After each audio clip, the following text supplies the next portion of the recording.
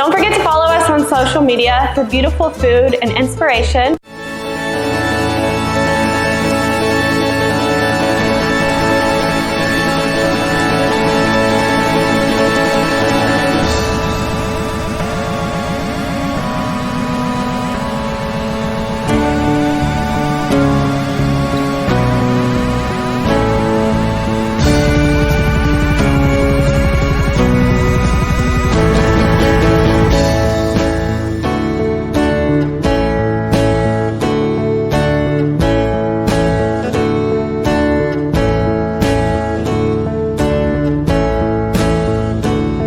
See the same people every other day, but we never say hey, cause we're never looking the way, or my face was in my notebook, we passed each other, didn't look.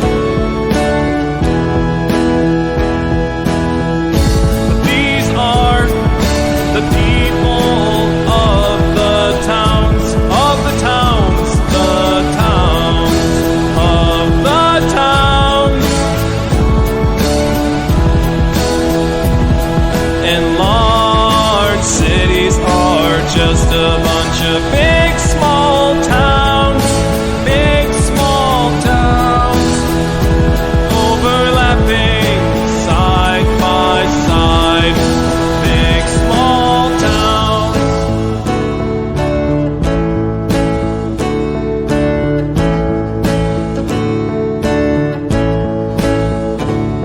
I see new people every day. Everyone's on their way, doing the things that fill their day, and I'm going places too, doing the things that I do with my time. We are the people of the towns, of the towns, the towns, of the towns.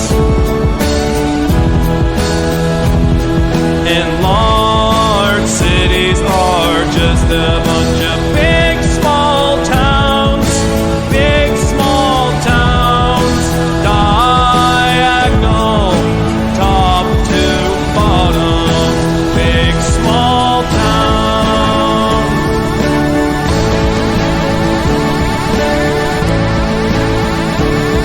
Be nice to the people of the towns, once in a while look around, cause what's going around's coming around. What came around's coming around. What's going around's coming around. Big, big, big, big, big, small towns. Word gets around in the big small towns.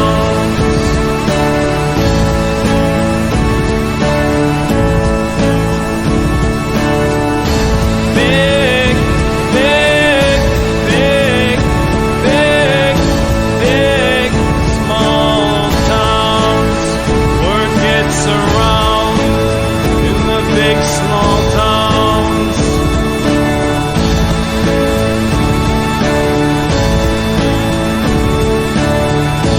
Big, big, big, big, big, small towns. Word gets around in the big small towns. Hey everybody, welcome to Downballot. This will be the last live show for Downballot on Tuesdays at 7:30 p.m. Pacific. The next live show for Downballot will be Friday, March 3rd, 7:30 p.m. Pacific, right before Conspiracy Bingo. And I think that's a good idea because we'll be able to cover a little bit more of the San Jose City Council meeting as a result. Plus, I don't know, it'll be good. Anyway, I'm producer Dave. You can find me on Grindr. What's up, everybody? This is the Councilman. You can find me on Twitter, if it's still there, at @THE_Councilman. You can also find me driving my Tesla on autopilot, crashing into buildings, and driving things off of cliffs. But for now, you can find me right here with Producer Dave, live on a Tuesday night. I'm looking forward to the Friday night move because, you know, I'm one of those guys that really doesn't have much to do anymore on a Friday night except baby. Baby is everything. I think I'm just going to show you baby pictures all night. I might just put it up on my screen and make it my avatar instead of your camera.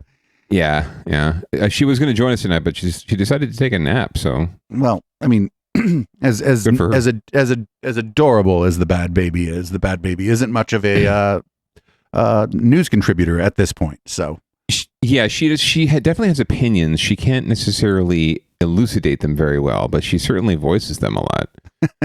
But yeah, not very productive or doesn't really add a whole lot to the show, as it were, right now. But we'll get there. I give her a year. Great. Well, I'm looking forward to the switch to Friday. I'm also looking forward to having Tuesdays off or being able to. I don't know. We used to do Testimony Tuesday where we'd find some weird deposition, and me and the media would just watch some crazy deposition. So we're looking forward to maybe doing that, but mostly to having Tuesdays off. And for people who are interested in what's going on with Local Love, sometimes there might be live performances and interviews during the Catterday show, but what we're going to be doing with Local Love actually is allowing bands and artists to come in at times other than Tuesday at 9:00 so that we can open it up to more artists, people who aren't available, people who would rather come in like on a Saturday afternoon or a Monday afternoon. Tuesday evening is still open for bands to come in. We're just not going to push that live to Twitch, and you'll still be able to find Local Love on your favorite podcatchers, YouTube, Odyssey, and if you're really brave, Rumble or BitChute. But don't watch any other videos there besides ours. My God. Did you just call me a bitch? I think you just called me a bitch. I may have. No, it's BitChute.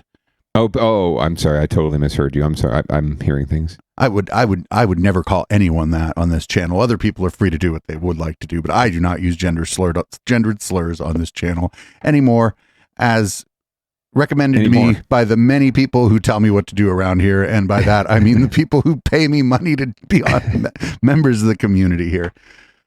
So anymore is the operative word, obviously. So without any further ado, we'll get to leading off. Apparently, I was unaware of this, but apparently COVID is no longer an emergency in the state of California. Seems incorrect to me, but the state of emergency is over, and we're going to see what NBC Bay Area has to say about that. Nearly 3 years ago, our lives changed as we went into a COVID emergency. Next week, California's COVID state of emergency will expire. That emergency declaration gave Governor Newsom the power to issue mandates like masking and those school closures. So what does it mean moving forward? Here's NBC Bay Area's Audrey Assistio. Raj and Jess, about 3 years ago, our country was on the verge of the COVID pandemic. California was the first in the nation to lock down in March 2020. Next week, pandemic is moving into a less dire phase, but some medical experts caution this change may cause a bit of confusion. Yeah, so there are four groups of people, I think. There are people with private insurance, people on Medicare, people on Medi-Cal, and people who have no insurance. And if you fall in the no insurance group, UCSF's Dr. Peter Chin-Hong says moving forward, you may fall between the cracks when it comes to getting free or low-cost care, COVID testing, and vaccinations. Depending on where you live. In many parts of the Bay Area in California, there are safety nets, but that's very variable depending on where you live. Ending the state of emergency means mass vaccination and testing clinics will no longer be operating. Also, health insurance companies won't have to fully cover COVID vaccines, testing, and therapeutics after November 11th. This while hospitals are still seeing a number of COVID patients. But there are still sick people. I'm still taking care of people with actual real COVID disease in the hospital. Our numbers haven't really changed too much in the last few weeks. It's just that, it seems that a lot of people have mild disease, but some people don't. President Biden plans to end the nation's COVID public health emergency in May. Raj, Jess? So what they just said is, fuck you if you're poor. Pretty much, but isn't that always the case? Yeah, here in Santa Clara County, I think that people without health insurance will still be able to get free vaccination just because the public health infrastructure here is I would say, as far for places that don't have universal health care, you could do a lot worse than Santa Clara County if you don't have private health insurance. Correct. Yeah, you actually we have pretty much universal health care. I mean, if you can afford even a modicum, like a really tiny amount of health care, you can make it work here with the Family Health Plan and with the Valley Medical Center plan. And it's actually, Valley Medical Center is a very good hospital, frankly. You get very good treatment there. So the public health system is also not just accessible, it's also high quality. In some cases, better than the private sector. So yes, we're going to do well here, I think, and we always have, because we have a very cautious and very astute county health department. But that being said, the rest of the state, you can't speak for all of it, right? Shasta County, for example, who knows? Yeah, we do a lot of coverage of Shasta County, and I feel like the people there, that's going to be one of the places. But it's not just Shasta. It's going to be like places like Bakersfield. Yeah. LA County will probably be more like the Bay Area, just because they have a pretty robust public health services there. But it'll be the very people who are celebrating the end of the state of emergency as declared by Gavin Newsom who are going to be the ones left holding the bag, and by that I mean a bag that no longer has money in it if they need any COVID related care. Yeah, that's already sort of trickling down from the feds anyway. There was a lot of funding there, a lot of relief funding out there for a lot of projects and programs that are going to be left hanging now because that funding is not going to be there, and there are a lot of programs that were set up and stood up with the idea that, we'll figure it out. Once the COVID relief funds run out, we'll figure out where to get the money from, but they don't know where to get the money from. And there's going to be a lot of folks left out in the cold. And yes, it's absolutely going to be the poor, the lower class, working class, people of color, women, all of the young people, all of your normally oppressed and underrepresented groups, unfortunately. When COVID first hit, I thought that, first of all, I didn't think it was going to be as long an ordeal as it turned out to be. I thought people were going to behave a little more responsibly.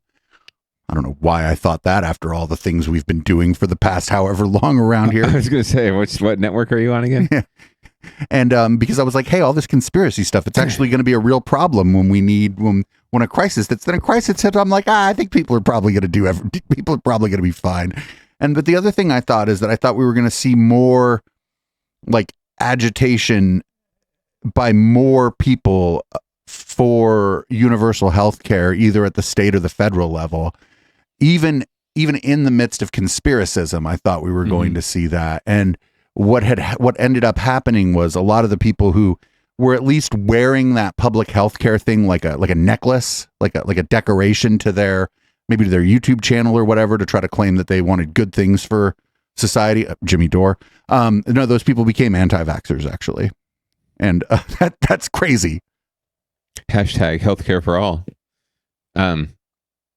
Yeah, it seems to me that just a massive opportunity has been missed here too. I mean, if there was ever a time when you could get full-fledged public support, I mean, it's already there for universal health care as far as the numbers go.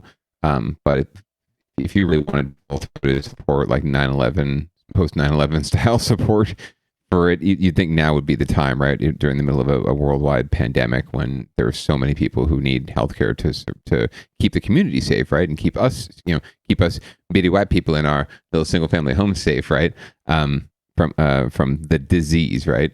It behooves us, for everyone, to be vaccinated, so that we're all safe.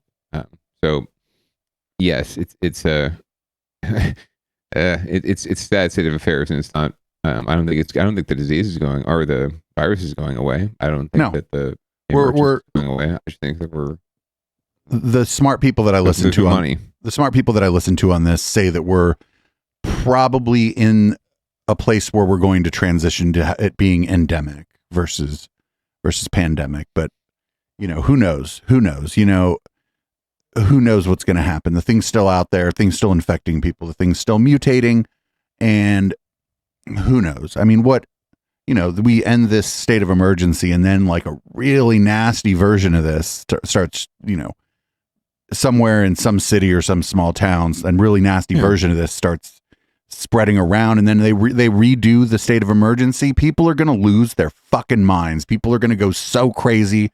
They're going to claim that the new variant is fake and that the government just wants control. It's going to be a fucking shit show. And I don't know, if you just look at like the numbers, it's like we're the rich country without universal health care. And then you look at the fucking per capita death numbers and you're like, well, gee, I wonder why these things correlate. Why is it fascinating?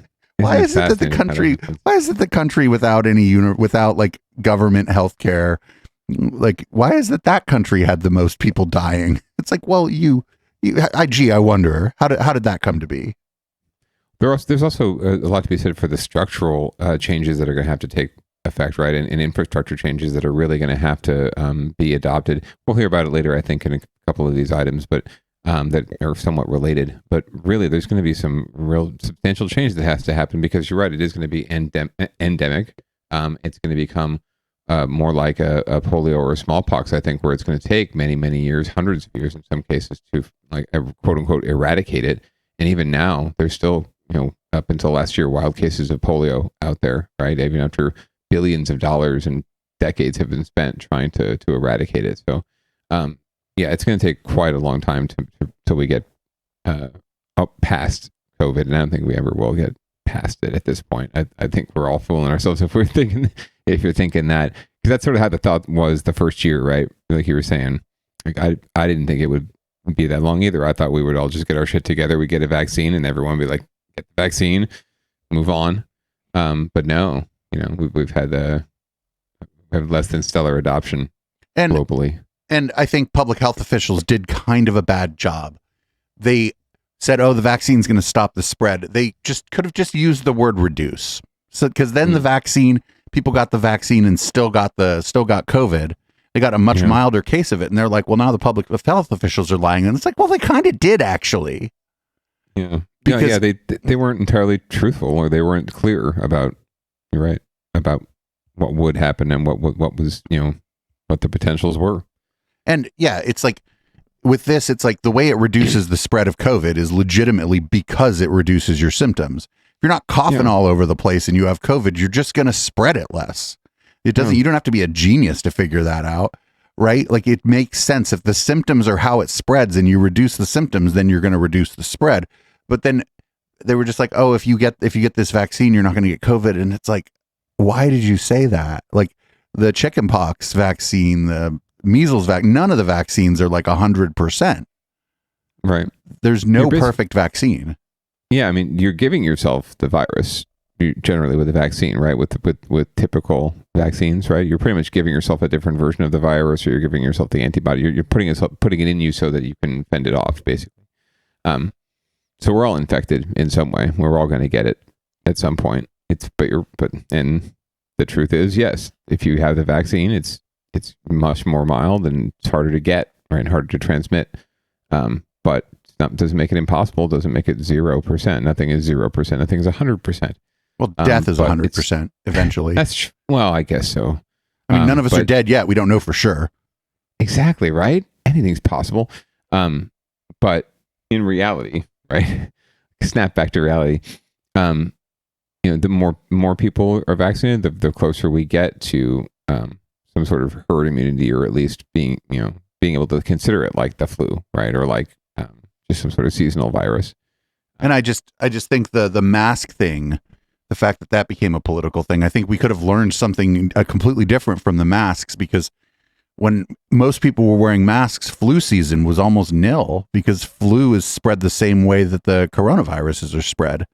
Mm-hmm. And so even just a shitty cloth mask, you're going to catch a lot of the water droplets where the virus travels. It's the reduction of spread. It's not going to stop you from getting it. It's going to stop you from giving it to someone else.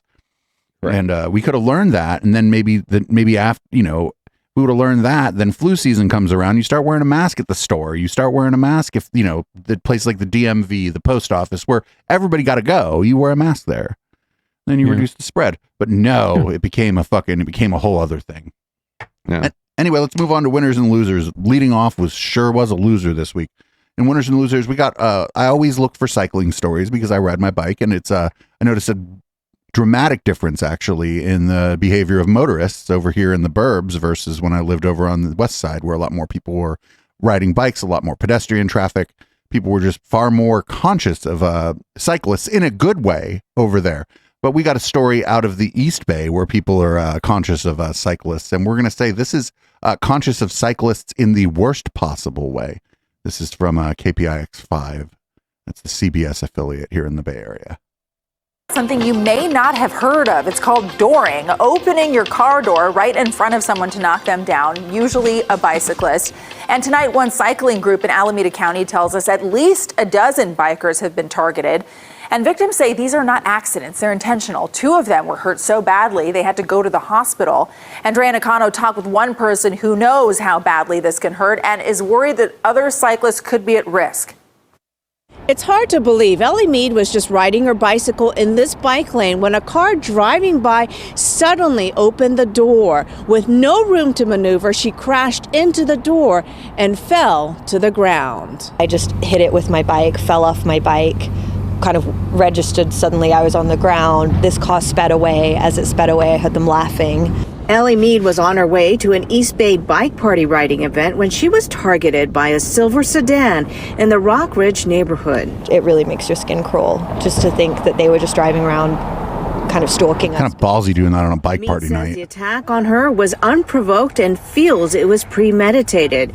She then came to find out that she wasn't the only victim. I think it's really important for everyone to connect the dots here, and it's not just like, oh, another bike and car incident. No, it's a pattern of attacks. Like, I'm genuinely worried whoever did this, if they're kids, whoever, like, they're gonna steal another car tonight and do it again. I'm worried they're gonna do it next bike party. Like, I'm worried. Victims of these incidents started contacting the East Bay bike party. At this point, the organization estimates more than 30 people were targeted, 12 were hit, and 2 were hospitalized with serious injuries.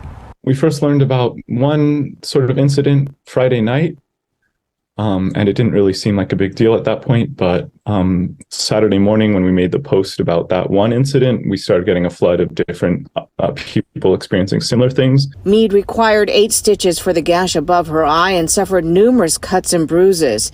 She no longer feels safe to ride her bike and just wants to know why this happened. What those kids did was really unforgivable.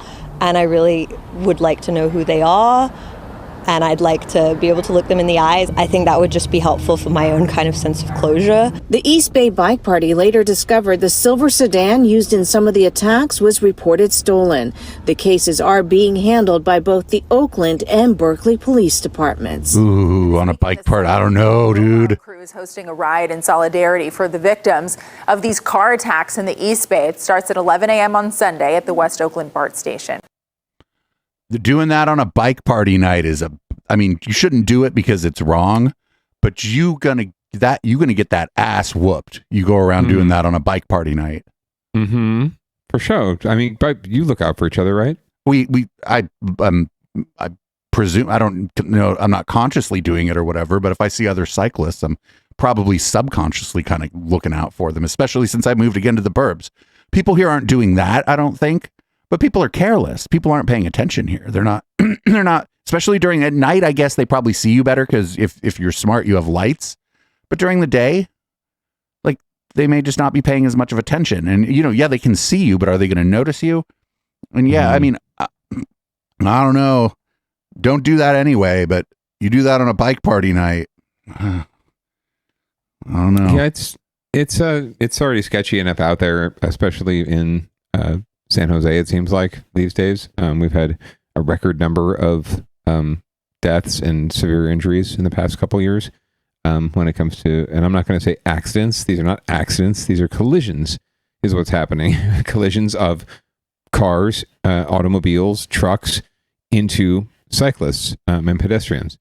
And that's obviously always going to, hurt the person who does not have the car wrapped around them, right? It's more likely going to cause more damage to them. So people need to pay more freaking attention. I think down where you live, it is folks distracted driving, right? The billboards are correct. You don't need to send that fucking text. It can wait. But folks are just really excited about.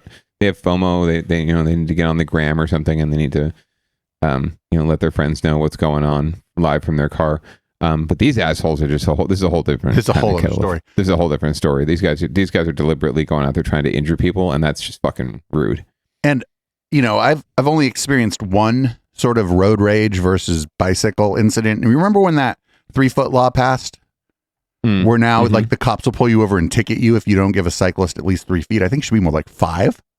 I had a guy fucking in a truck, of course. I was riding, it was when I worked off of O'Toole, kind of that frontage road by 880. And a guy like just buzzed by me and like yelled, "That's your 3 feet," as he buzzed by me. And I was like, what the fuck? I didn't make that law. Can't you just like not buzz right the fuck by me? And it's like there's some motorists who just fucking hate people on bikes, and it's fucking irrational. It's totally irrational. Yeah, but it's true. It's absolutely true. I've seen it. I even talk to people, and the way their attitude about it is completely that. Like, oh, these fuckers think they own the road. About the cyclists, right? These fuckers think they own the road. Whatever, man. They have their bike lane. They're fine. They have a little protected bike lane.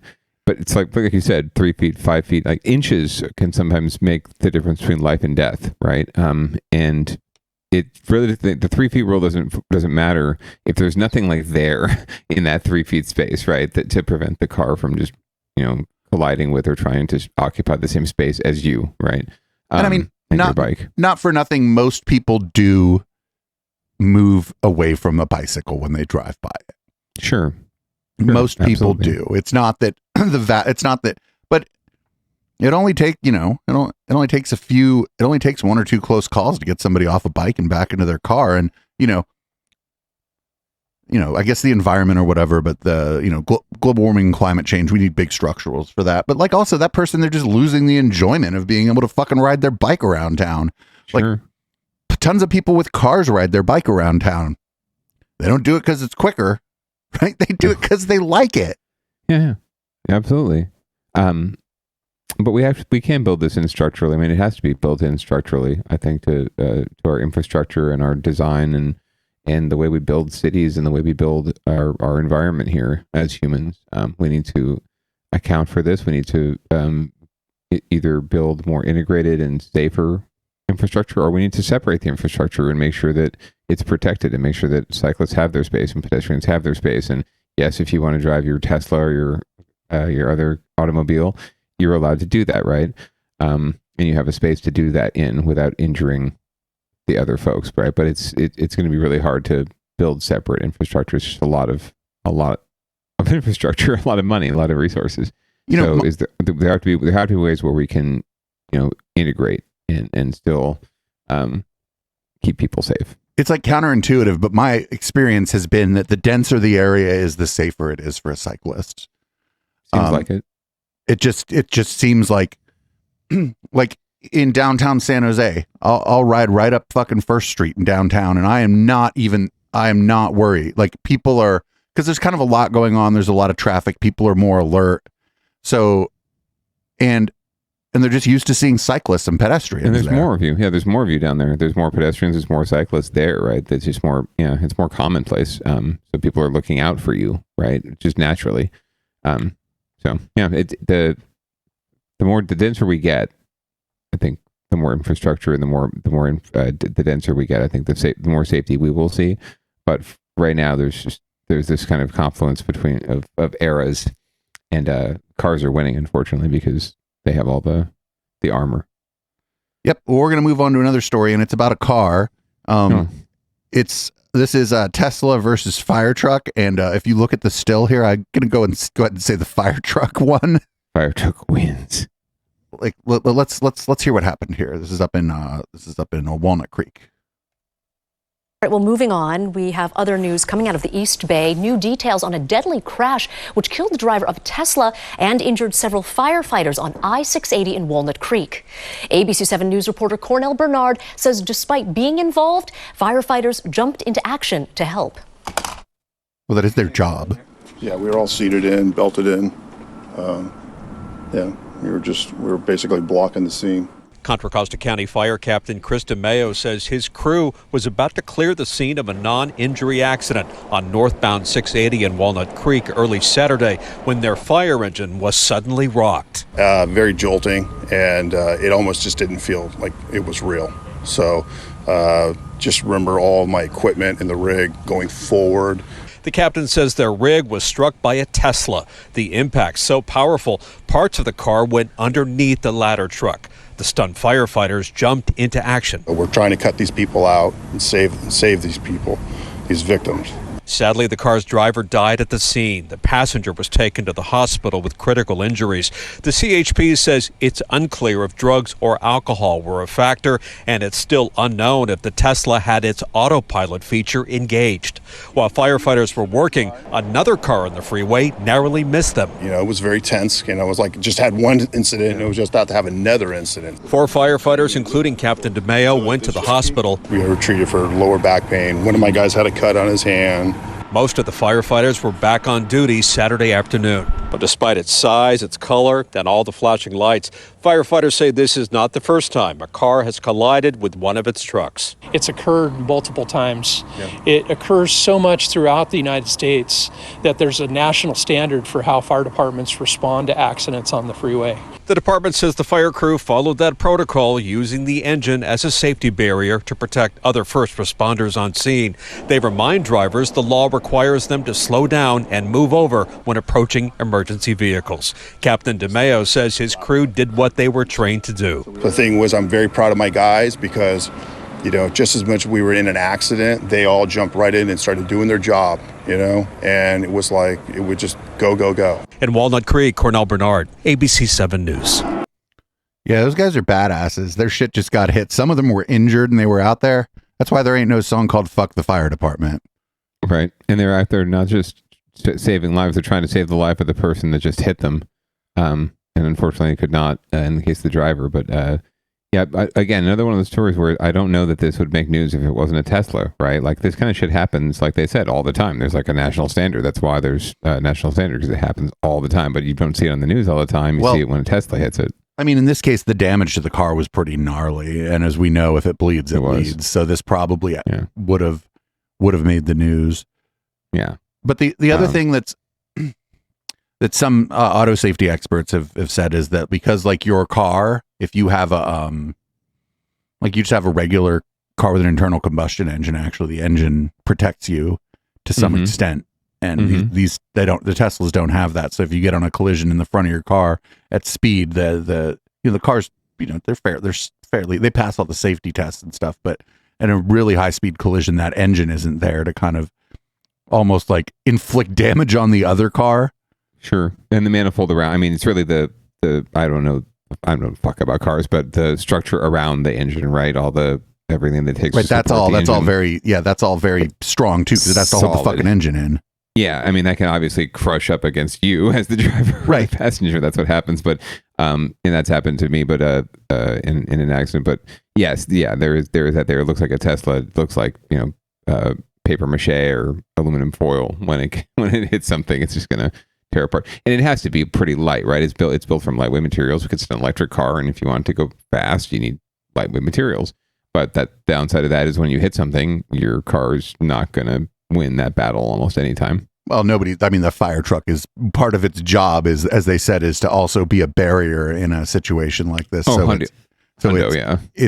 It's probably add weight to it that isn't even necessary so that it's firmly planted on the ground. That's what I would do with a vehicle like that. Because it isn't drag racing. It's a fire truck, you know? So yeah, it's built out of chrome and all that really good, you know, solid shit, right? Solid metals and shit. And, you know, like Chat was saying, not for nothing, if it wouldn't have been a Tesla, they might not have even said the brand of the car. But the implication is, because they say it's a Tesla, you're like, well, was it in this autopilot mode? And it is fucking criminal that this guy called this shit autopilot. It's just, people probably believe that it's autopilot, right? Oh, I mean, more than likely. Just the fact that it's on the news, that's more people come away thinking, even though they said there's nothing to prove alcohol or drugs or autopilot was involved, they'll come away thinking, yeah, it was the autopilot. It was a Tesla. Right. And, you know, you don't know, and it's possible that the computer or whatever got destroyed. So who knows? Speaking of being destroyed. Speaking of being destroyed, this next, and we're probably going to hear more about this going forward. There were a lot of news stories about this. I just picked one. There was a house in the Sunset District of San Francisco that seems to have just exploded. I mean, it didn't explode by itself. It certainly had human assistance in the explosion. They were making drugs. So here's the news hit from, again, KPIX5, the CBS affiliate here in the Bay Area. All right, turning to some other news. Big story tonight. The San Francisco man accused of causing the deadly home explosion last week in the Sunset District. He made his first court appearance today. 53-year-old Darren Price wasn't actually arraigned today. The judge pushed that to Friday. We weren't allowed to show Price's face, but his attorney stood with her hand on his shoulder in support throughout the hearing. Prosecutors say butane vapors from an illegal drug lab in the home may have interacted with a dryer, causing the blast. The judge also granted the attorney's request to let Price talk to his children while he's in jail. When they are facing what will likely be the most difficult moments of their entire life, at bare minimum, he should be allowed to speak with them. And I think he has an incredible amount of love for them, and he is so concerned about them and their well-being right now. Price is facing a total of 9 felony charges, including involuntary manslaughter, a drug manufacturing charge, and 4 counts of reckless burning. His kids were not home at the time of the blast, but he is facing 2 counts of child endangerment, as well as 1 count of elder abuse. The medical examiner identified the victim as 51-year-old Rita Price, Darren Price's wife. A friend of hers said Price was wheelchair-bound after suffering some sort of stroke or brain aneurysm years ago. She leaves behind 3 children. Her oldest was out of town when the explosion happened. The 2 younger children are staying with a relative now. The blast caused massive damage to neighboring homes, and our Katie Nielsen is in the Sunset with how those residents are hoping to move forward. We're here on 22nd Avenue, the site of that explosion. And just about 45 minutes ago, a closed-door meeting wrapped up. It was only for residents who were impacted. Residents much like the Garth family. Oh, shit. Who live here in this yellow house. Bits and pieces, really. David Garth was only able to salvage a handful of items from the home he and his family lived in for almost a decade. These were 2 of her favorite books. A few mementos and books from a back bedroom that didn't burn in the aftermath of Thursday morning's explosion. It's total loss. It's everything like damaged. Everything like completely gone. David's wife, Nang, says their 6-year-old daughter's bedroom was on the side of the house closest to the explosion, and now almost everything inside is unrecognizable. Normally I would have been home at that time, but that day things played out differently, and thank goodness we weren't there. His relief turns to frustration as he talks about his former neighbor, Darren Price, who has since been charged with crimes related to the explosion, but has not been convicted. I'm angry at Darren for killing his wife and endangering everybody else, destroying our home and the other neighbor's home over there. Almost a dozen homes were damaged in some way by the blast, which is why San Francisco Supervisor Joel Engardio is hosting a closed-door meeting for impacted residents. We just want to bring all the department heads together to talk to the residents and offer information and potential resources. David and his wife are hoping there's more the city can do to help. He says they don't have renter's insurance, and their only safety net right now is an online fundraising campaign. Most of what survived, which is clothing that was in the back bedrooms, we've been told not to use because it may be contaminated with asbestos or lead from the old house and also from next door, and also the chemicals that Darren was playing with. That community meeting was not open to members of the media, but we did have a chance to talk with some of the residents when they came out. They said they were grateful that the city put something together to talk with them about all of the services available, but then we're also somewhat disappointed to hear there is not going to be a lot of financial help coming their way. So, man, I don't know what he was making. Butane, my limited understanding of manufacturing, butane is often for actually cannabis concentrates. People will use it to make hash. People will use it to make wax. I don't know if butane is used in the production of methamphetamine, but fuck, man. My understanding is that it was something along those lines, hash or some sort of what are they, dabs? Yeah, resins. Yeah. That's just another kind of hash, I suppose. Yeah, it's just concentrates. Concentrates. Thank you. That's the word I'm looking for. God, how much of that shit was he trying to make? Quite a bit. Looks like those butane tanks were pretty large. So, and that explosion was pretty substantial. And God, that's awful. his own wife too. Jeez. And then next door, they should thank their lucky stars that, our apartment is charred beyond belief. At least their babies or their kids okay, right? Well, I think they said they weren't home. Yeah, they lucky. Good timing. I mean, not good timing, obviously. And there's no good timing for something like this, but well, I mean, could have been way worse. Yeah, that's a terrifying story. We're gonna learn more. They're gonna learn more. He's got a good public defender. God bless his soul. But he's facing a pretty much life sentence at this point. With all that stuff racked up. So on to something a little lighter out of San Francisco. One of the first things we covered in San Francisco was the scooters. Do you remember people were like, people were complaining that there were scooters like up in the trees and blocking the sidewalks and in Oakland, Lake they Merritt. Were throwing them in Lake Merritt. Yeah, totally. For sure. So is this happening again? No, actually, Bird Scooter is like, well, we're going to go ahead and get the scooter out of the tree. And actually, we're just going to take them out of San Francisco altogether. New at 6, the e-scooter company Bird is leaving San Francisco. The company blames the city's rules and fines. NBC Bay damn rules. Talked to one city supervisor who says good riddance. Aaron Peskin. There are plenty of ways to get around San Francisco, but rental electric scooters have always been among the more controversial options. Some love the convenience, others say they're simply another thing clogging city streets and sidewalks. They're like people just dump them, but that's not necessarily the company's fault. That's the individuals. Now there will be one less company offering them in the city by the bay. Bird, which has operated in San Francisco since 2018, says it's leaving. Bird released a statement that reads, in part, unfortunately, the regulatory environment in the city, including the fine structure, has been uniquely challenging, making it extremely difficult to operate a financially sustainable program.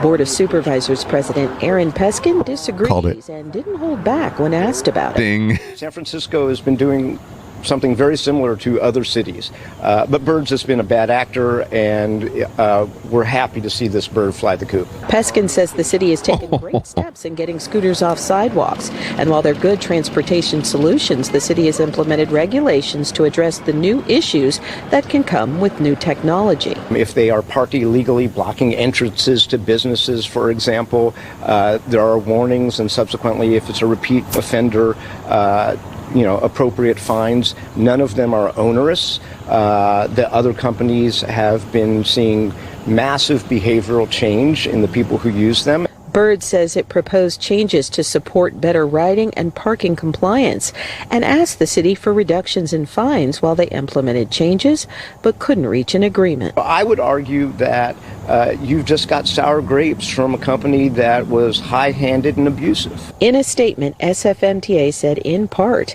we are disappointed by Bird's decision to leave the San Francisco market, but look forward to continuing work with Lime and Spin as we fully integrate scooter sharing into San Francisco's transportation network. Christy Smith, NBC Bay Area News. In other words, suck it, dude. It's a competitive market. Yeah, I just don't. I mean, I can kind of see like why the company's like, hey, we in our app we tell people not to do these things, but I don't know, like there has to be some way to like verify that the person locked the scooter, like to, you know what I'm saying? There's got to be some technological solution or if people don't do that, you just don't let them use your scooters anymore. Yeah, I have a feeling this probably goes beyond those general sort of issues, right? I think that's probably an issue every scooter company and every bike share company deals with, I would imagine. I'm guessing this has something more to do with just specifically Bird and their relationship with the city, and they don't want to play ball, or they don't want to play ball with the regulations that the other companies want to play ball with, and they think that they're bigger than that, so they don't need San Francisco, so they'll pull out. And who knows? Maybe they'll be back. Maybe this is a threat or a bluff, but or a bird in a bush. Who knows? But we'll see. But I have to think that all companies deal with that kind of shit, right? Like this has got to be politics. Yeah, there's a lot of companies operating in San Francisco, and San Francisco is pretty regulation heavy. And anytime Aaron Peskin's involved, I'm a little sus. But that's he had a me. really bad joke. Yes, he has the dad joke. He's the dad of the board of supervisors, so he gets the dad joke. So we're a little tight on time. I think we're going to go ahead and skip this credit card skimming story, but do check the docket. Our links are in the show notes, and if you're watching live, you can hit ! Down ballot to get our links for this week. We're going to move on in to get your shit together, and it looks like Oakland, the city of Oakland, was hit by a ransomware attack, and we're going to take a listen to what's going on there and how bad it is, because we don't usually view the stories before the show. So. There is a lot of frustration, but not a lot of answers about the ransomware attack against the city of Oakland that's lasted more than a week. Cyber criminals are holding the city's data hostage, demanding money in exchange for it back. The attack isn't affecting 911 calls, the city's financial data, or fire department resources, but it's affected just about everything else. People coming to pay tickets or file reports are having some big problems. Our Dahlin tried everything he could to push the city for answers on what is going on and when it will be fixed. Oakland city officials say unless you have an emergency, there's not a whole lot they can do for you. Again, people can still call 911. That is still working. But workers say any other kind of city service that requires a city computer is likely unavailable. The lobby at the Oakland Police Department is one of few places still open to the public, but there are signs alerting people the computers are down and they have limited services. I feel a little bit uncomfortable given the fact that they don't know when this is going to be resolved. Raymond Highsmith says someone stole his license plate about 2 months ago and apparently racked up a lot of traffic citations in Oakland. Parking attendant says, wow, you've racked up a lot of tickets. They're going to immediately tow your car. And I was like, how many? No one has an answer. So I'm pretty much just kind of lost, waiting to figure this out. While the workers maybe you could take a bird scooter. Says they can't look up any information. Frustration, fear. I mean, I'm scared to drive my car because I don't want to get it pulled over. Hackers hit the city of Oakland with a ransomware attack last Wednesday. The city declared a state of emergency this week. A spokesperson emailed a statement to me saying the network outage has impacted many non-emergency systems, including the ability to collect payments, process reports, and issue permits and licenses. I emailed, called, texted, and even went to City Hall to try to get additional answers, but no one responded. We have so many questions, including how long will the shutdown last? And did the hackers steal sensitive data like customer credit card numbers or employee information? I did find this video from the special city council meeting from Thursday. But the first order of business is to protect the network, clean it, scrub it, and then rebuild the network and put it back onto the system. We are in that process now, and we believe that next week we will be more functionally able to provide services. Raymond happens to work as an IT administrator for a company in Alameda. This ruins most private businesses. So the fact this is happening to a city of Oakland, this is a little disturbing. For now, Raymond is driving this backup SUV. He's keeping his car home, fearing they'll tow it. I'm going to be pretty much stuck like this for a while unless I get this resolved. We hope to get answers and a better timeline next week as to when things will get back to normal. So real quick, people are frustrated, but the city's actually doing the right thing by kind of being tight-lipped on this while they figure out what's going on. Very much so.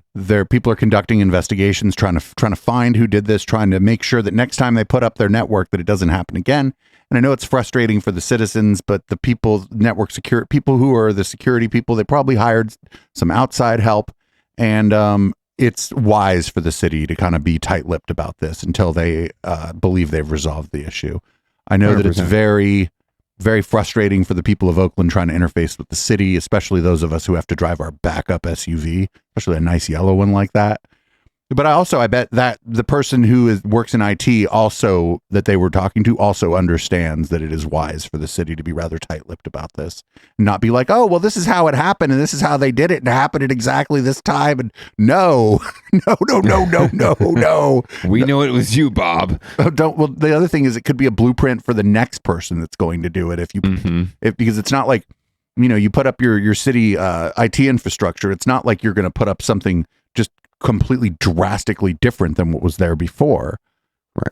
First of all, there aren't that many options, and secondly, then nobody's going to be able to use it. So it it could have been as simple as Bill in HR clicking on a link in an email. That it could have just been that, a phishing scam. But and this, anyway. I'll do a little soapbox here. Cities should all be running open source software. It is harder to get in. It is harder to compromise systems if the systems are running open source software, especially if it's big projects with a lot of eyes on it, because there's a lot of eyes on the project and people are finding security vulnerabilities every day. And when the security vulnerability happens, they put in a pull request and it gets fixed. And then there's a record that it was fixed and everybody knows it was fixed. And that's the end of my soapbox on this. Testify. All right. Well, get your shit together, Oakland. We wish you well in a good way. Get your shit together, right? And people of Oakland, be patient with your city government, because sometimes you get caught with your pants down and it's embarrassing. But you just want to put your pants back on and walk home. So let them walk home and figure their shit out. And I don't do a lot of consulting work, but I am available. City of Oakland, reach out. This is a space I used to work in, and things don't change that much. And a good backups are very important. If they had proper backups, they could just roll it back to last week, and then I guess get hacked again because the some conditions that existed last week were how you got hacked. I don't know, but I'm available, and I'm cheaper than paying the ransom. Take it back with the Wayback Machine. All right. Well, let's move it on down ballot, shall we? Let's do this. So I had moved this story from winners and losers to down ballot, and I'd moved it, and your comment was pretty much the reason I had moved it. I'm like, hey, this is going to start to become a local political issue. Yeah, very much so. This district, District 9 in San Francisco, which includes the Mission district, is up for election next year. I think Hillary Ronan is terming out, the current supervisor. So there's going to be an open election next November to replace her. And it's a ranked choice. Yay. So I'm sure we're going to see this as an issue, especially if it keeps rolling or not rolling, as the case may be.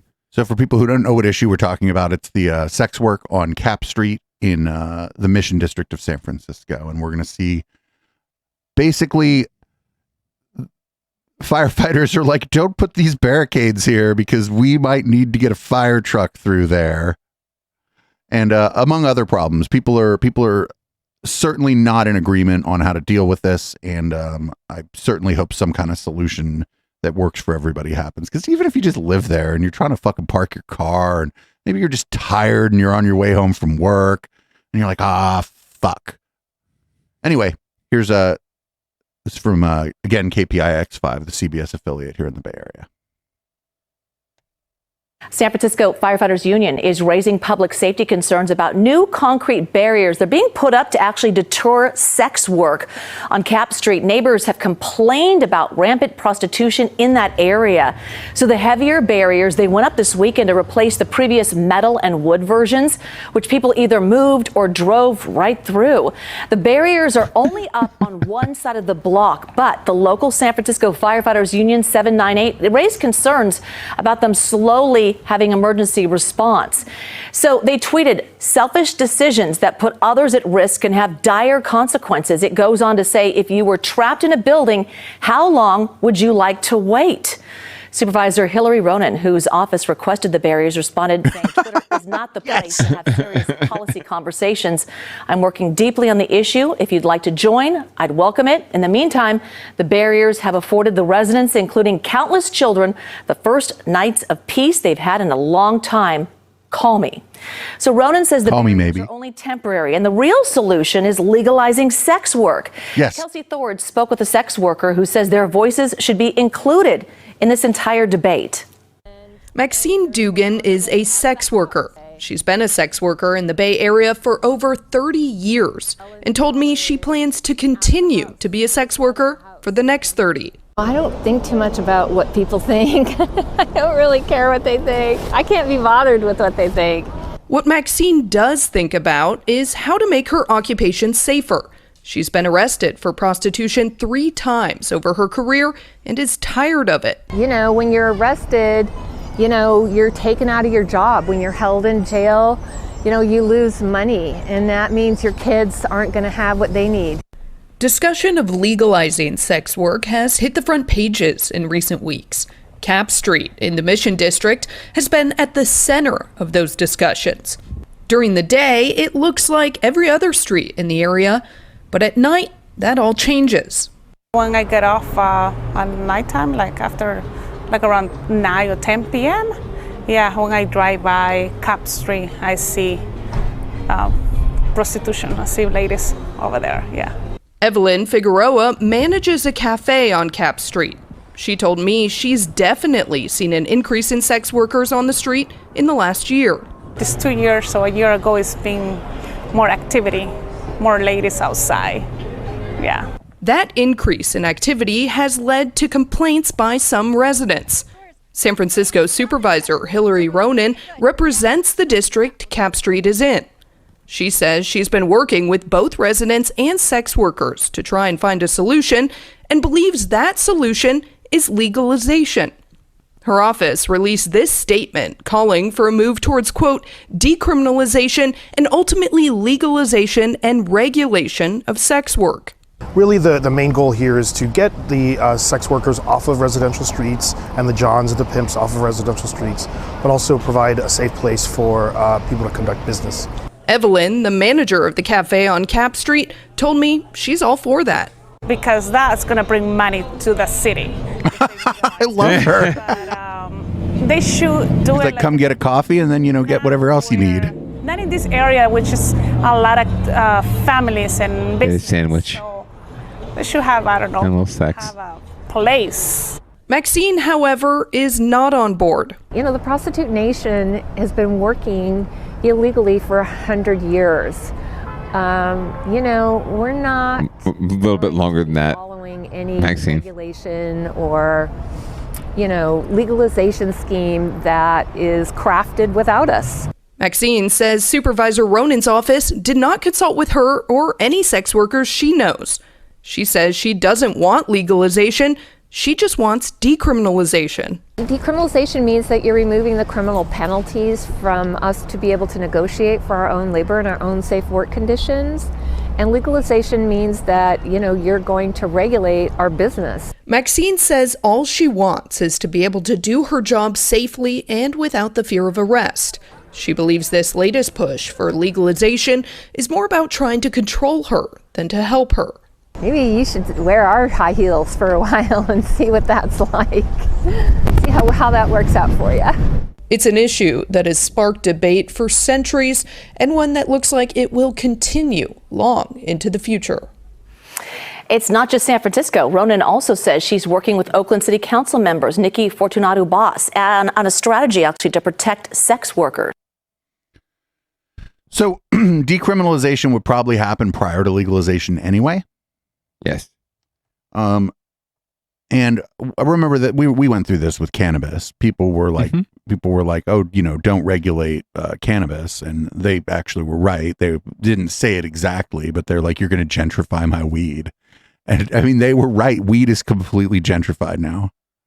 Well, we'll find all about that in the next story, won't we?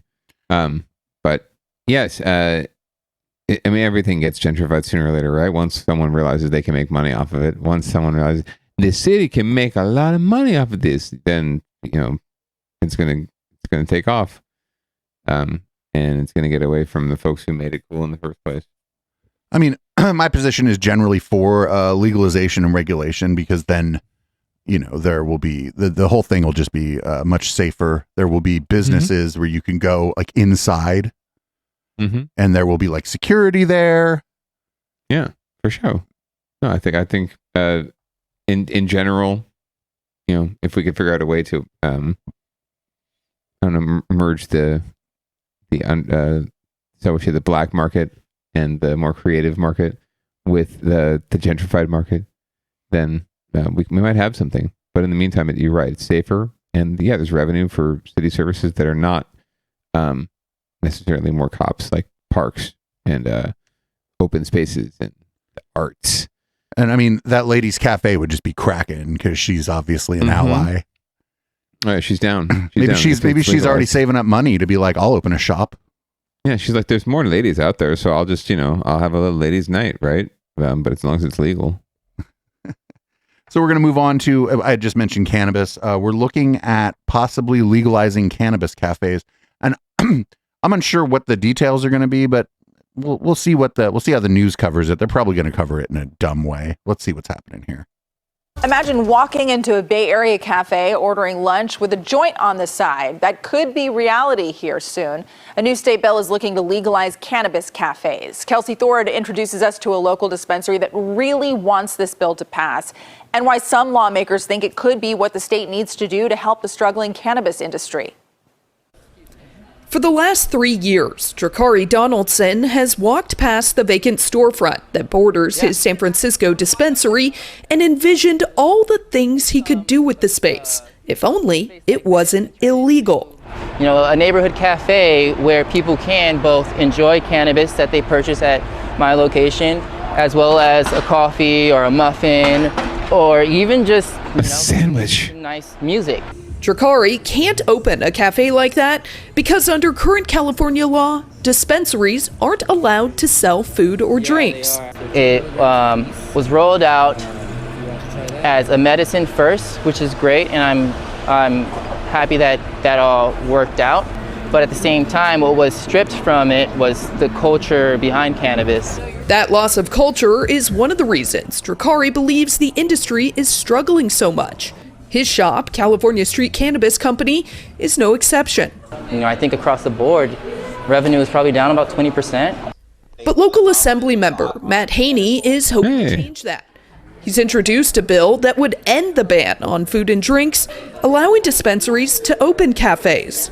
We see from places around the world, like Amsterdam, that people will come to a cafe, smoke cannabis safely and legally with others, or consume it however they do, eat coffee and a sandwich, and that will sandwich thousands of jobs. You get so high you think you're eating your coffee. All over the country and the world, and be a huge boost to tourism and hospitality. Several California cities, including San Francisco, are already on board with the idea. However, that doesn't mean there hasn't been some pushback. Some people are concerned that this is promoting drug use at a time when we really have a serious problem with drugs in our state. But the assembly member says that problem stems from illegal drugs, not from recreational marijuana use. He believes cannabis cafes will both promote safe consumption and boost tourism. Customers at Drakari's shop agree. I think if there's a solid Yelp reviews on the food and I got good feedback, I'd try it out for sure. Drakari told me he's all for it. Opening a cafe would not only boost his company's revenue, but he believes it would also bring back some of that culture that's been lost. Again, create that sense of community by bringing people together through entertainment, food, and another way to socialize, right? But of course, that dream is dependent on whether or not Assemblymember Haney's bill is passed. So while that process continues, Drakari remains stuck walking by the vacant storefront every day, his dream just out of reach, locked behind a gate. So like the only thing about this is just going to be ventilation, right? You can't fucking smoke inside. So these would have to be like on patios, but that's not hard to this is not a tough egg to crack. No, shouldn't be. There's models for it around the world. Just go to Amsterdam, check out the red light district there. It's, for sex work, for anything, right? Like there's models. And not for nothing, if like the hot new restaurant in town opens up and maybe you weren't in favor of cannabis because you had a negative view of people who smoke cannabis, but you just heard that the fucking Steak Diane there is outrageous. And then you went there and you were like on the patio and some people were smoking a joint and some people weren't. And everybody was just having their dinner. Maybe it would change your mind about people who smoke pot, right? It might if they passed you the joint. Right. Well, you should actually, I think if people don't want to smoke weed or use drugs, you should be respectful and not try to peer pressure them. Well, I mean, you pass it to them. They don't have to take it. You offer it. You don't like force it upon them. Like Rosemary's Baby, like hold them down. Take the weed. But yeah, no, this is all good. We need to figure this out. Thank you, Matt Haney, for representing us well in Sacramento. the food would have better reviews if everybody was high anyway. So Matt Haney, who used to represent the Tenderloin on the Board of Supervisors, by the way. So we got a couple more stories in Down Ballot Watch. We got the San Mateo mayor, who probably was just recently elected, I think, is facing a recall because I guess there was what some people believe is a messy mayoral appointment. And let's see what ABC 7 Bay Area has to say about this. New developments tonight. The mayor of San Mateo is the latest public official to face a recall effort.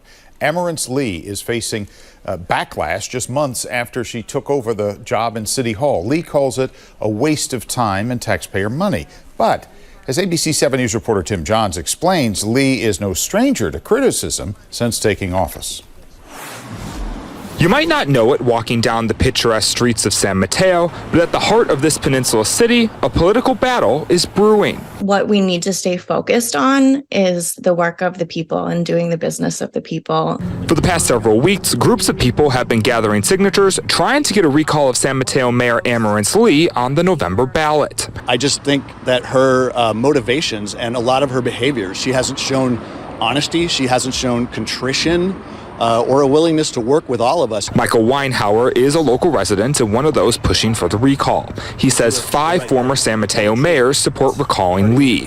Weinhauer points to Lee's behavior as mayor, as well as her plans for the development of the city as some of the driving forces behind the campaign. When you become a leader, you have to morph into someone who's driving for a particular cause, into someone who represents your entire constituency. But this isn't the first time that Lee's political career has come under fire. Back when she was appointed mayor several months ago, the process took several days. That delay was caused by 2 San Mateo City Council members trying to stall Lee's appointment as mayor back in December. It left the city without a mayor for a week and culminated in Lee alleging that she had been approached by individuals telling her to trade her vote for an empty city council seat for votes for her to become mayor. Allegations are now under investigation by the San Mateo County District Attorney's Office. As for the recall, Lee says she's focusing on the job at hand and not letting her critics faze her. I think most San Mateo residents and local businesses, they want us to stay focused on addressing unmet needs. Lee is supported by several prominent elected officials, including local U.S. Representative Kevin Mullen. Well, that was a weird place for them to cut the YouTube video. What a shit show. Absolutely. I'm actually really disappointed with how they're like trying to paint her as controversial in some way when it's none of this shit was her fault at all. She, I think she was at some sort of pro-choice rally, and she was singled out by the pro-lifers and by some fringe groups and some carpetbaggers and some astroturfers.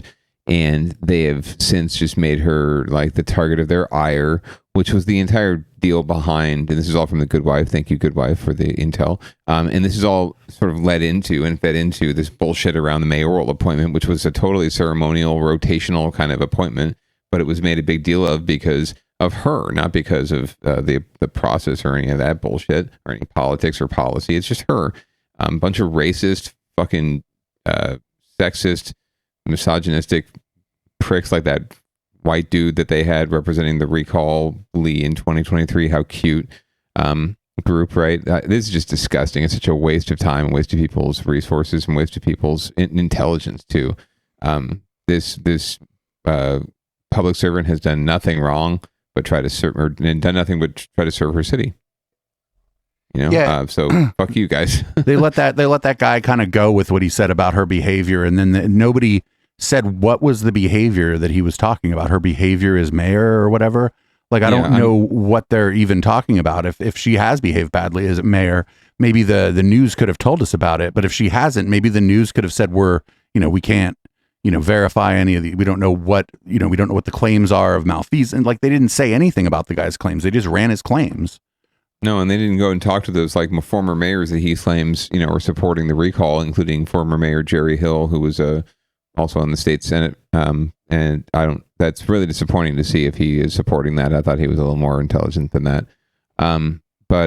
Yeah, it's nuts. I guess I could say it's disappointing in terms of the local news coverage being shitty, but we kind of used to that here on Down Ballot. So yeah.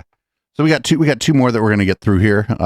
Yeah. Thanks again, everybody, for hanging out for Down Ballot tonight. This is again the last Down Ballot on a Tuesday. We'll be back on the 3rd 3rd of March for putting it back on Friday before conspiracy bingo.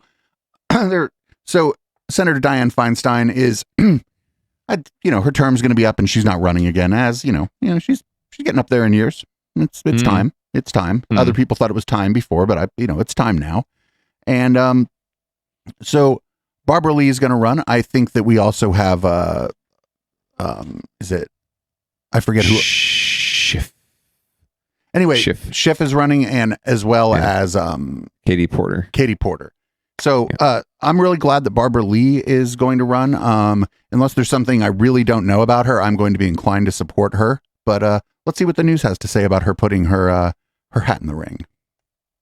Turning now to Decision 2024, longtime Bay Area Congresswoman Barbara Lee announcing that she's running for the U.S. Senate seat currently held by Dianne Feinstein. Our digital journalist Abby Fernandez tracking the race. It's suddenly getting more crowded. That's right, Laura. The veteran Oakland politician made the announcement earlier today. Not many were surprised by it, though, as she had already sort of announced it last month when she told the Congressional Black Caucus she was planning to run for the seat. And last week, she filed paperwork to create a Senate fundraising committee. This morning, though, she tweeted via her campaign account saying, quote, Californians deserve a strong progressive leader who has delivered real change. Using that hashtag that's familiar to her, Barbara Lee speaks for me. She also released her first official campaign ad. Take a listen. When there weren't protections for survivors of domestic violence, I wrote California's first Violence Against Women Act. When it was legal to discriminate against the LGBTQ plus community, I wrote the Hate Crimes Reduction Act and got a Republican governor to sign it into law. Now, I spoke with our political analyst, Larry Gersten, about her chances of being elected. He says there are a couple of obstacles she'll likely face. Well, she has two obstacles, at least in today's world. One, she doesn't have much money. She's got about $50,000 in her campaign war chest. That'll buy a few postage stamps. Someone like Adam Schiff has $20 million, and that's more likely the kind of starting point. The other thing is her age. I mean, these days, age is considered to be an issue for some major races. After all, that's the problem for many with Dianne Feinstein. Barbara Lee is in her late 70s, and some people will look at that as a problem. Okay, Abby, so Larry mentioned Adam Schiff there. We've got 3 candidates in the running now. That's right. There are now 3 major Democratic candidates in the running to replace Senator Feinstein. We have Representative Barbara Lee, of course, we were just talking about her, Representative Adam Schiff, and Congresswoman Katie Porter. The interesting note here, both Schiff and Porter announced they were running for the seat before Feinstein made her retirement plans official. Now, we'll be following this race closely, of course. You can find all the latest information on NBCBayArea.com. Katie Porter's definitely my second choice. I like whiteboard Katie. She does a great job. We'll see. We'll see how it shakes out. I do like Barbara. The guy said she only has $50,000, but she hasn't even started raising money yet. So we'll see how it goes. Yeah, I mean, yet to be seen, exactly. And she has a broad base of support that she can draw from. So we'll see. We will definitely see. But we'll follow that one as we move forward. What do we have for one more thing tonight? This is a great story. We have ChatGPT likely helped a student cheat in an ethics course about artificial intelligence. Fucking great. We're just gonna let this roll because this is a funny. The headline. So meta. The headline alone is just pretty funny. Well, it is one of the latest disruptors in the Silicon Valley, and it's shaking things up in classrooms across the country as well. The website ChatGPT is forcing educators to rethink the way they teach and the way they test students, too. It's a big deal. Senior investigative reporter Begat Shaban digs into this new world of AI and explains the lesson educational institutions in the Bay Area are now having to learn the hard way. Well, welcome to class. It's good to see you all again. For nearly a decade, yes, Professor Brian Green has assigned his engineering students essays as a major part of their final grade. But this semester is different. Hopefully things will go smoothly. Instead of completing the written assignments at home, students will have to give oral presentations in person. It's going to be basically a conversation between me and you. So why the change? Anybody need to sign up? He's worried about cheating. I'm trying to kind of remove the temptation, I would say.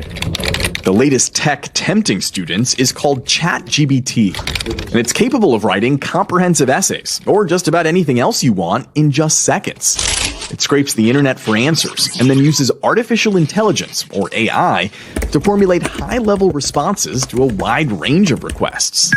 Write a 5-paragraph essay about the fall of the Ottoman Empire. Come up with a poem about winter in San Francisco. Summarize World War II from the perspective of a 5th grader. ChatGPT's answers are raising a lot of questions for Professor Green, whose class focuses on ethics in artificial intelligence. Have you ever had any inklings that any one of your students may have used ChatGPT to cheat? So I was reading one of my student papers once, and it did seem a little bit suspicious. It wasn't exactly on topic, and also it had a very kind of, honestly, a robotic feel to it in some ways. So you think one of your students used AI to cheat in your AI class? I mean, the irony is very clearly there, yes. And not just any class, an ethics in AI class. That's exactly right. The applications of the technology go far beyond just education.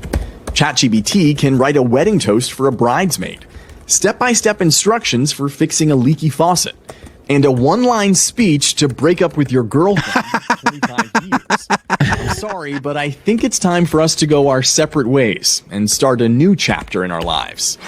Educators in Silicon Valley are now cramming to learn more about ChatGPT and what it means for their classrooms. That's one of my biggest fears about this technology. Faculty at Santa Clara University recently got together to discuss the impact. Yeah, we're really worried about this. Berkeley, Stanford, San Francisco State, and San Jose State tell us they too have held internal meetings about ChatGPT, but none bans access to the website. We also surveyed the largest school districts in the Bay Area. 70% have held discussions about ChatGPT, and 30% already block it on school computers. We really felt like we needed to... Okay, that's enough of this. This guy's segments are always too long. Yes, big ad. But that's incredibly funny that somebody used AI, or that this guy believes somebody used AI to cheat in an ethics on AI class. I feel like that's so like smart and interesting that person should get an A+ on it. Just no matter what kind of gobbledygook the chat fucking bot spit it's out. So meta. It's just great. It's super smart, and the person clearly like they didn't just do it like because they were lazy. I think they did it to see if they could. And so that's pretty smart. Did in this kind of stuff, like if you're doing a thing about cheating and then you cheat for it to like because you think you can, it's about cheating. It's smart, hell smart. No, it's definitely it's elevated to the next level here. Anyway, so that is Down Ballot. Would you like to read us out? I could do that, I suppose. Well, thank you for joining us for the final Tuesday night live version of Down Ballot before we move to our new location and time and temporal location at 7:30 p.m. Pacific on Friday nights, starting next week on March the 3rd, 3/3. Be ready for that. As always, I am the Councilman and producer Dave on the dials.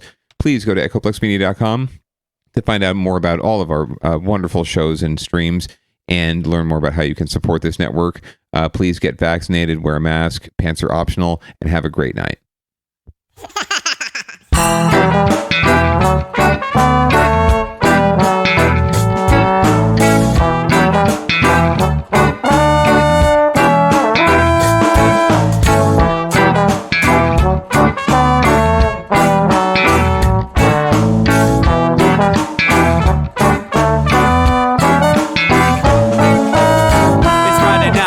Time to get the party started. Pick up my phone just to check and see who's calling. Dress up real nice for the ladies at the bar, and I'm driving in my car just to get to where they are.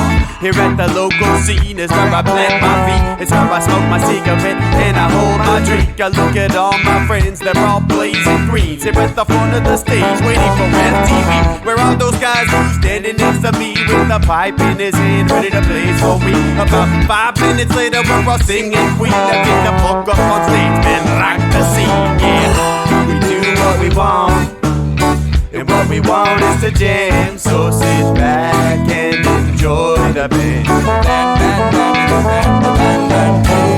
We do what we want, and what we we want is to jam. So sit back and enjoy the band. Enjoy that band. I turn and head back to the bar for a refill, man, because you know where we are. We're headed out to the car to smoke another one and another one. Now just when the magic starts kicking in, I hear relapse playing, you know it's time to head in. Alright everybody, now it's time to grab a new drink. Spark it if you got it and then pass it to me, yeah. We do what we want, and what we want is to jam. So sit back and enjoy the band. We do what we want to do, and what we want is to jam. So sit back and enjoy the band. Enjoy that band. Last up on the bill for the show tonight is Down and Dirty at 5, so we're headed outside to spark up another joint. Now who's got my lighter? Stoner E, of course, shouldn't you be inside? I'm all up in this bitch, being who I gotta be. I'm fucked up like the U.S. economy. The truth is that I don't think logically. Stoner E take you on a psychedelic odyssey. Now inside motherfuckers is rocking me, and outside shit we smoke a lot of broccoli. Rocky the roller, yo, that sexy girl be jocking me. Ain't too drunk to fuck, but I'll probably do it sloppily. We do what we want to do, and what we want is to jam. So sit back and enjoy the band. Enjoy the band, enjoy the band. We do what we want to do, and what we want is to jam. So sit back and enjoy the band. Molly say that he like jamming, and he hope he like jamming too. Well, I gotta say, thank you, Bob, we do. Yes, I gotta say, thank you, Bob, we do. Well, Bob Marley said that he like jamming, and he hope he like jamming too. Well, I gotta say, thank you, Bob, we do. Yes, I gotta say, thank you, Bob, we do. Yeah, we do what we want, and what we want is to jam. So sit back and enjoy the band. We do what we want, and what we want to do, what we want is to jam. So sit back and enjoy the band. Enjoy that band. We do what we want to do, what we want is to jam. So sit back and enjoy the band. Enjoy that band. We do what we want, and what we want is to jam. So sit back